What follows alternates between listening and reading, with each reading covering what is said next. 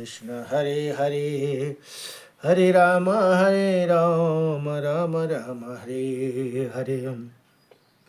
मेरो मेरो भन्दा भन्दै जानु पर्ने छोडेर, मेरो मेरो भन्दा भन्दै जानु पर्ने छोडेर, जानु पर्ने छोडेर, जानु पर्ने छोडेर। मेरो घर मेरो द्वार मेरो कारोबार, जग्गा मेरो वस्तु मेरो जहान परिवार। मेरो घर मेरो द्वार मेरो कारोबार, जग्गा मेरो वस्तु मेरो जहान परिवार। परिवार भन्ने नाता नाता सबै तोडेर, मेरो मेरो भन्दा भन्दै जानु पर्ने छोडेर। आयौँ सबै मुठी बाँधी जान्छौँ हात खोलेर, आयौँ सबै मुठी बाँधी जान्छौँ हात खोलेर। प्यारो लाग्दो शरीर पनि जलाइदिन्छन् लागेर, प्यारो लाग्दो शरीर पनि जलाइदिन्छन् लागेर। कसले लाग्यो आफूसँग धेरै धन जोडेर, कसले लाग्यो आफूसँग धेरै धन जोडेर। मेरो मेरो भन्दा भन्दै जानु पर्ने छोडेर, जानु पर्ने छोडेर। पाप पुण्य साथमा लिजेछ आफ्नो कमाई, पाप पुण्य साथमा लिजेछ आफ्नो कमाई। जहान परिवार नाता कुटुम्बलाई रुवाई, जन परिवार नाता कुटुम्बलाई रुवाई। बसको डोली चढी माथि, बसको डोली माथि चढी सेतो वस्त्र ओढेर, बसको डोली माथि चढी सेतो वस्त्र ओढेर। मेरो मेरो भन्दै भन्दा भन्दै जानु पर्ने छोडेर, मेरो मेरो भन्दा भन्दै जानु पर्ने छोडेर। ममताले बाँधी ल्यायो दुःख जन्म जालमा, ममताले बाँधी ल्यायो दुःख जन्म जालमा। भजन गान गरेदेखि पुग्छौँ परम धाममा, भजन गान गरेदेखि पुग्छौँ परम धाममा। माया मोह शोक तृष्णादेखि मन मोडेर, माया मोह शोक तृष्णादेखि मन मोडेर। मेरो मेरो भन्दा भन्दै जानु पर्ने छोडेर, मेरो मेरो भन्दा भन्दै जानु पर्ने छोडेर। नमो भगवते वासुदेवाय। कृष्ण गोविन्द गोपाल राधे, राधे राधे राधे राधे राधे राधे, राधे कृष्ण कृष्ण कृष्ण राधे। र अघि श्री ब्रह्माण्ड महापुराणको यो उत्तर भागको प्रथम अध्यायमा अघि 1 देखि 103 श्लोकसम्म भयो। अब 104 देखि फेरि सुरु भयो। चित्रसेना विचित्र यहाँ भन्नुहुँदैछ मनमन्त्रको वशिष्ठ गोत्र सुतपा ये 7 ऋषिगण 13 मनमन्त्रकै 7वें सप्त ऋषि होंगे। अब को सप्त ऋषि हुन्छन् त भन्दा यहाँ बताउनु हुँदैछ।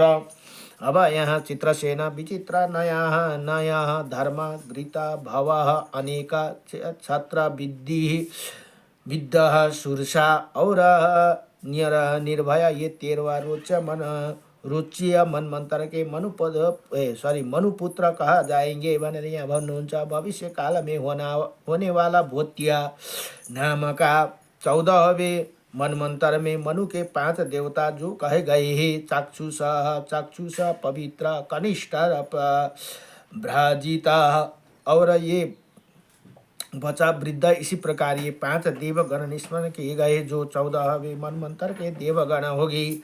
निषाद आदि 7 देवगण और 7 चक्षुष देवगण जानिए। बृहद आदि साम समूह को ही सात कनिष्ठ देवगण बतलाते हैं, सात ही लोका में पवित्र परित्रस्ता। एवं सातों समुद्र भाजर भाजित नाम से जाने जाते हैं। अब स्वयंभू स्वयंभू मनु के बचा वृद्धि ऋषियों का इसी मनमंत्र में सप्त ऋषि जाने, तथा स्वयंभू मनमंत्र के लो लेकर सभी मनु का अधिकार। काल में जितने भी इंद्र हो चुके हैं उन्हें सबकी एक मर्यादा, एक ही स्वभाव और प्रभाव समझना चाहिए। अपने तेज तपस्या बुद्धि बल वेद ज्ञान और पराक्रमी त्रिलोक के समस्त प्राणियों के इंद्र अतिक्रमण कर दे, अर्थात त्रिलोक के समस्त प्राणियों को बढ़कर उन्हें समान कोई नहीं भनेर यहाँ बताउनुहुन्छ। अब भूतों का अपपाद करने वाले अर्थात प्राणी जगत के मिथ्या मानने वाला, ब्रह्मा सत्य जगन मिथ्या करने वाला, संसार के प्रसन्न रहते भूतवादी मिथ्यास्ता के अर्थात संसार प्राणी जगत को ही सब कुछ समझते हैं। ये न प्रसन्न और न दुखी, ये तथा प्रसन्न और दुखी भी उन्हें धन पुत्र आदि की प्राप्त से प्रसन्न और हानि में दुख होते हैं भनेर यहाँ बताउनु भयो। संसार के सभी वस्तु नित्य एवं अविनाशी है, ऐसे समझकर जो संसारिक मोह माया में लिप्त है वही भूमि भूता विभादी है भनेर यहाँ भन्नुहुन्छ, वही दुखी ही रहेगा। इसी प्रकार वेदों का प्रवादियों की 3 व्याख्याने की गई है भनेर यहाँ बताउनु भयो। काश्यप गोत्रीय अग्निदाह, पुलस्य गोत्रीय मगध, भृगु गोत्रीय अग्निबाहु, अंगिरा पुत्र शुचि, वशिष्ठ गोत्र उत्पन्न श्रुका। अब पुलह गोत्रीय मुक्त और अत्रिय गोत्र श्री जातीय, ये 7 ऋषि 14 है। भोत्यास मनमंत्र क्या 7 ऋषि गण है। अब मनुपुत्र को सुनिए, वो मनुपुत्र है उरु गुरु, 1 में उरु, 2 में गुरु, 3 में गंभीर, 4 में बुद्ध, 5 में शुद्ध, 6 में शुचि, 7 में कृति, 8 में उर्वशी और 9 में सुबाला। ये 7 भोत्या मनु के पुत्र होंगे भनेर यहाँ भन्नुहुन्छ। ये 9 होंगे, ये 4 मनु हे जो सावर्णी मनु के नाम से विख्यात है भनेर यहाँ भन्नु। वो ब्रह्मा आदि 4 देवताओं के पुत्र है, एक सूर्य के पुत्र है। वैवस्वत भी सावर्णी मनु कहा जाते हैं भनेर यहाँ भन्नुहुन्छ। यी सूर्य का पुत्र हुन् है। अहिले वैवस्वत मनु पनि सावर्णी मनु पनि रुचि पुत्र रोच्या तथा भूति पुत्र भोत्या जो 2 पुलह गोत्रीय है, भृगु गोत्रीय माने गए हैं भनेर यहाँ इन्होंने भोत्या मनु के अधिकार काल में कल्प पूर्ण हो जाते हैं भनेर यहाँ बताउनु भयो। अब सुतजी भन्नुहुन्छ, हे ऋषि वृंदा, सभी मनमंत्र के समाप्त हो जाने पर तथा अनेकों युग को बीत जाने पर सृष्टि का संहार होते, ऐसे कहा जाता है। ये 7 भृगुवंशिया देवगण अंतिम मनमंत्र में 71 युगों तक समस्त त्रिलोक में विराजमान रहकर सभी भोगों का उपभोग करके और फिर भोग करके पितरों मनुओं का सप्तऋषियों अनन्य यज्ञ परायण यजमानों एवं भक्तों के साथ 3 लोक को छोड़कर सर्व सामर्थ्य देवगण महर लोका में चले जाएंगे भनेर यहाँ भन्नुभयो।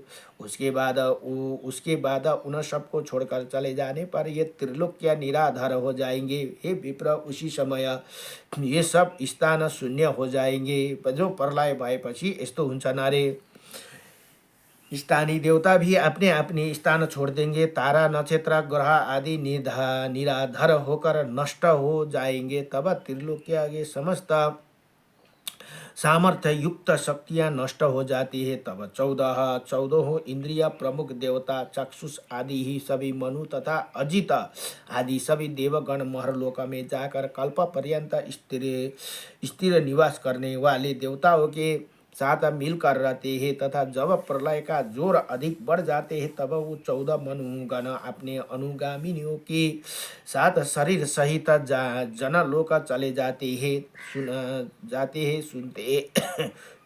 सुने जाते हैं भनेर यहाँ भन्नुहुन्छ। इसी प्रकार देवताओं ने महरलोक से जनलोक चले जाने पर केवल पंचभूतादि स्थानवर समूह के शेष रह जाने पर उस उन उन शून्य लोकों का शून्य स्थानों पर देवगण कल्प पर्यंत निवास करने वाला अन्य अन्य देवों का समान स्थान प्राप्त कर ऊपर चले जाते हैं भनेर यहाँ बताउनु भयो।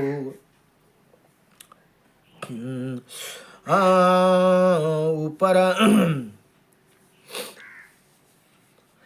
उसी समय देवों दानवों ऋषियों और पितरों सब का संहार का युग के नष्ट होने पर भी भारी वर्षा द्वारा सृष्टि का पुनः स्थापना करते हैं।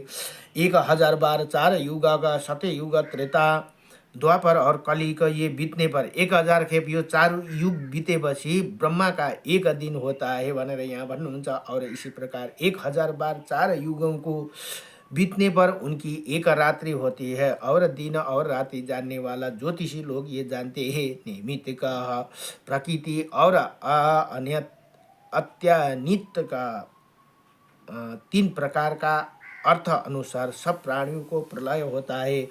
इनमें ब्रह्मा द्वारा किया गया कल्प का दाह प्रकृति रूप से तथा सम्यक रूप से नियंत्रित है तथा वही नैमित्तिक है। जिस प्रलय में पंचमहाभूतों के कारण प्रकृति का क्षय हो जाते हैं उसी प्राकृतिक प्रलय कहते हैं। अच्छी तरह जानबूझकर किए गए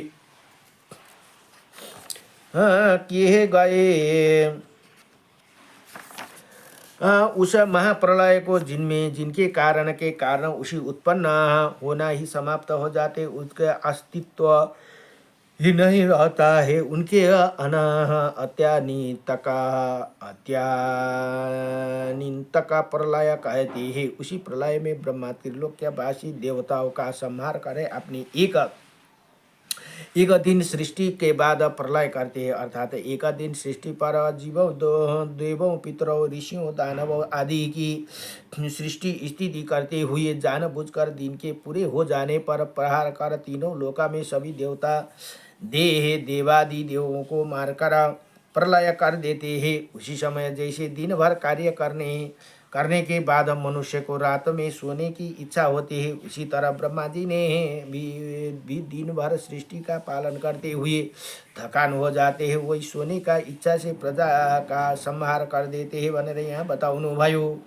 अब उसके बाद 1000 बार 4 युगों को बीत जाने पर जब युग को नाश का समय समाप्त हो जाते हैं तब वो प्रजापति अपनी आत्मा से स्थित समस्त प्रजाओं का पुनः विस्तार करते हैं। भाव यही है कि सृष्टि और प्रलय अथवा ये कहिए कि ब्रह्मा का दिन और रात बराबर समय के होते हैं। सृष्टि के समय ब्रह्मा प्रजाओं को सृष्टि पर विस्तृत कर देते हैं तथा प्रलय के समय वो सब प्रजा को प्राणियों की आत्माओं को अपने आत्मा में स्थिर कर लेते हैं। सृष्टि करते हैं समय उन्हें फिर विस्तृत करते हैं भनेर यहाँ बताउनु भयो। अब प्रलय की स्थिति को बताते हैं कि जब प्रलय काल आता है तो सबसे पहले 100 वर्ष तक लगातार घोर अनावृष्टि होती है भनेर यहाँ बताउनु भयो। अर्थात वर्षा ही नहीं होती तथा पृथ्वी पर जो अल्पसाहार प्राणी है वो सब विलीन हो जाते हैं और भूमि तत्वों को प्राप्त हो जाते हैं, अर्थात जलकर राख हो जाते हैं। 100 वर्षसम्म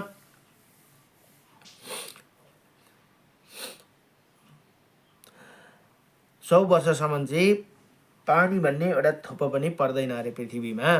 त्यहाँ त्यति नगरेपछि सबै जलेर राख हुन्छ, नहोकर मिट्टी बन जाते हैं। सूर्य की 7 किरणों अलग अलग हो जाते हैं।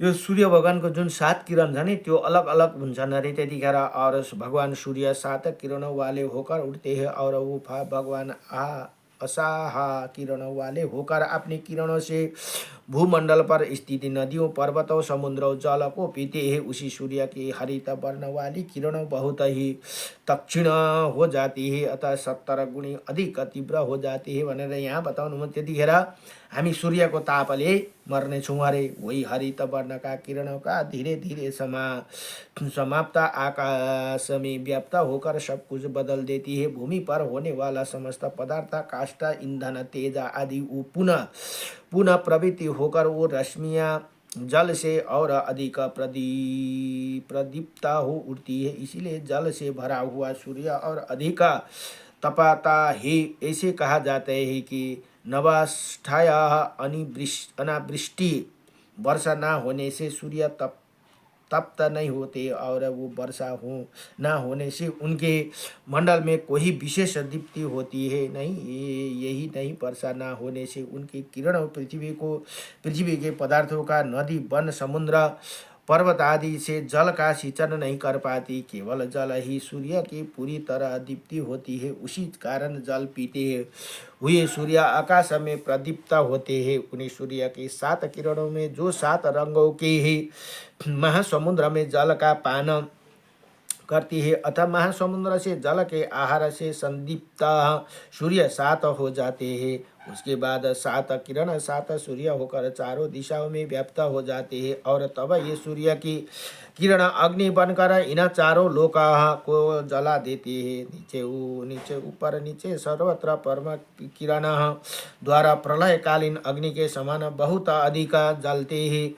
वो जलते हुए वो 7 सूर्य बहुत अधिक ताप्त हो उड़ते हैं। वो सूर्य जल से प्रदीप्त अनेकों हजारों किरण वाली हो जाते हैं और उन किरणों से स्वयं की आवृत्ति कर समस्त भूमंडल पूरी तरह जलाते हुए स्थित रहते हैं भनेर यहाँ यसरी बताउनुहुन्छ। उसके बाद उनके अपरिमित प्रताप से समस्त जलती हुई पृथ्वी पर्वतों नदियों और समुद्रों सहित जल रहित हो जाएंगे। आग की तरह जलती हुई बहुत अधिक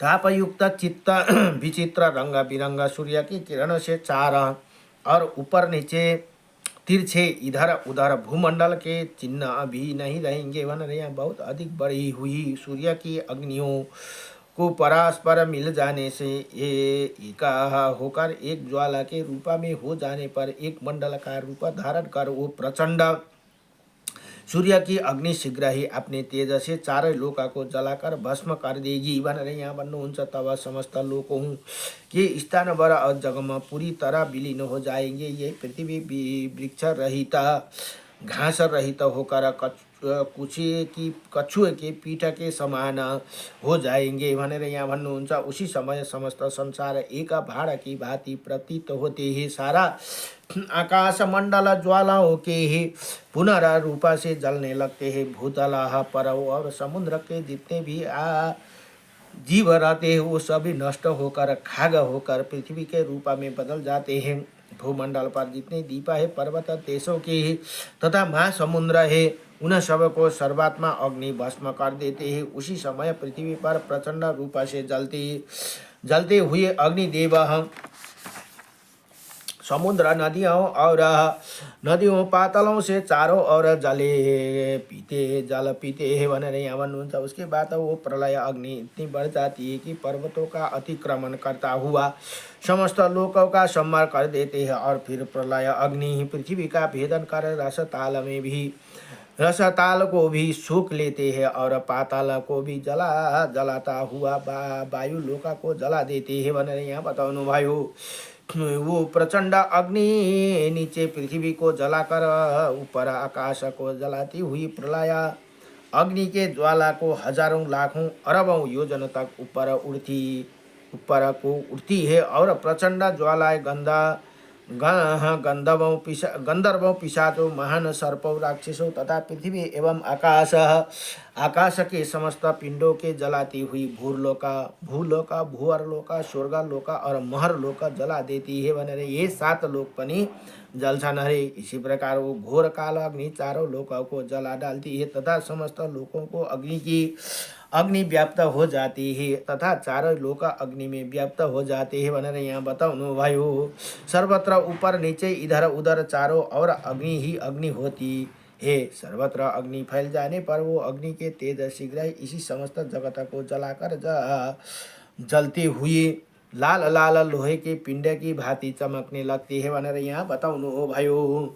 अब जब सब कुछ जलकर एक पिंड के रूप में तपाए हुए लोह की भांति हो जाती है तब उसके बाद आकाश ही में हाथियों के आकार वाले विद्युत से युक्त सर्वतक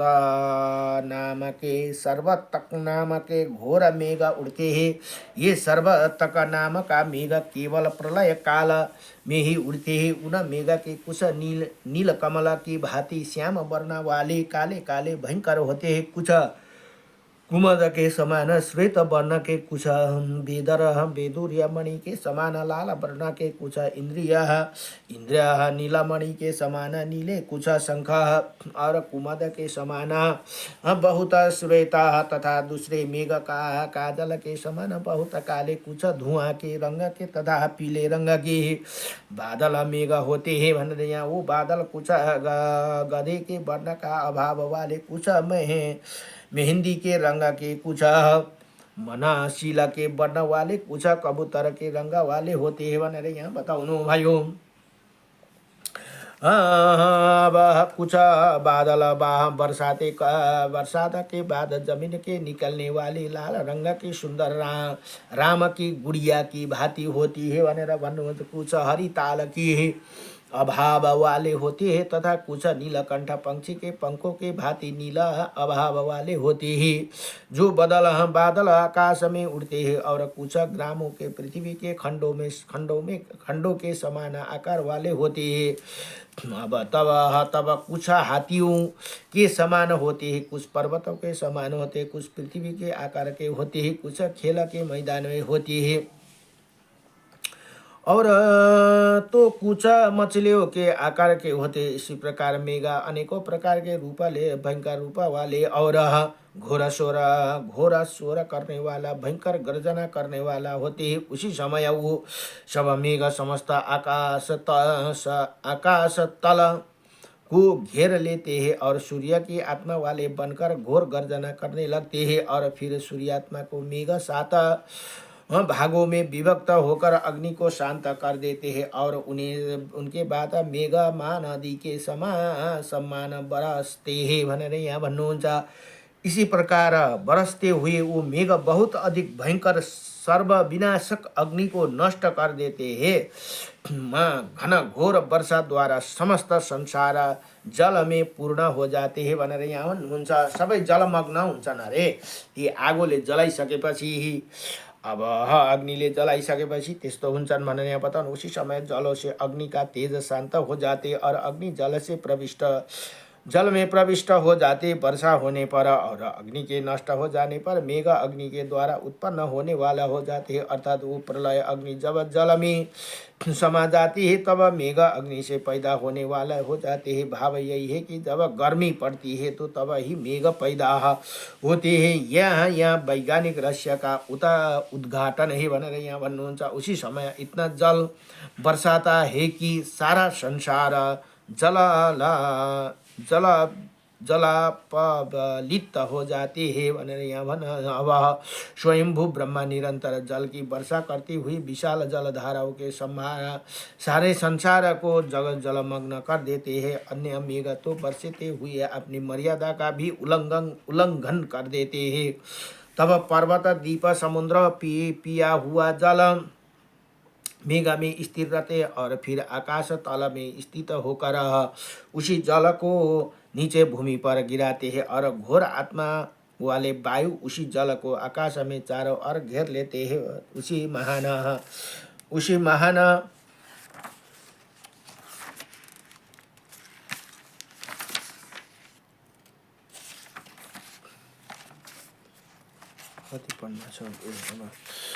महान भीषण एक समुद्र के रूप में परिणत जगत के सारे जड़ चेतना जीव समूह नष्ट हो जाते हैं। और इसी प्रकार पूरे 1000 चतुर्युग बीत जाने पर अर्थात 1000 चतुर्युग तक सृष्टि रही तब उन्होंने समय प्रलय का स्थिति बनी रहती है।